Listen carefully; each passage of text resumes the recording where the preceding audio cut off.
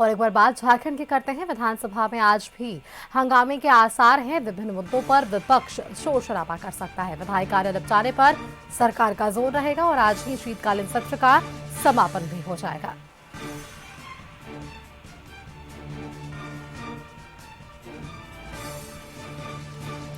सीधे लिए चलते राजधानी रांची, संवाददाता संतोष हमारे साथ जुड़े हुए हैं। संतोष, आज शीतकालीन सत्र का समापन भी होना है। पिछले 4 दिनों की बात करें तो लगातार शोर हुआ, लगातार मुद्दों को उठाया गया। विपक्ष कई मुद्दों को लेकर सरकार को घेरता नजर आया, लेकिन इन सब के बीच अनुपूरक बजट भी पेश हुआ, चर्चाएं भी हुई। और आज का दिन क्या खास है, क्योंकि आज अंतिम दिन भी है?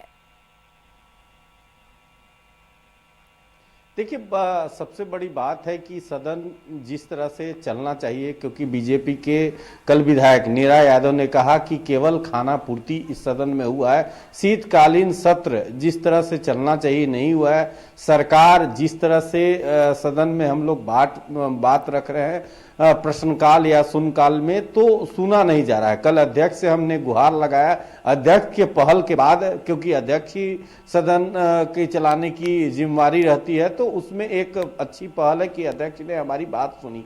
लेकिन सबसे बड़ी बात है कि जिस तरह से सदन में लगातार हंगामा, और जिस तरह से हंगामा का भेंट सदन, क्योंकि बहुत छोटी शीतकालीन सत्र था, और देख सकते कल भी सदन के बाहर जिस तरह से बीजेपी के लोग हंगामा किए कई मांगों को लेकर, 7 वादा जो सरकार के द्वारा। सबसे बड़ा आश्चर्य की बात है कि जो सत्ता पक्ष के विधायक और मंत्री, कांग्रेस विधायक दल के प्रदीप यादव और डॉक्टर इरफान अंसारी और मंत्री दीपिका पांडे एक ही पार्टी के हैं, लेकिन 2 मंत्री और एक विधायक दल के नेता सदन के अंदर थैलेसीमिया को लेकर जिस तरह से आपस में भिड़ गए। एक हॉस्पिटल में लगभग 25 करोड़ घोटाला की बात उन्होंने कहा।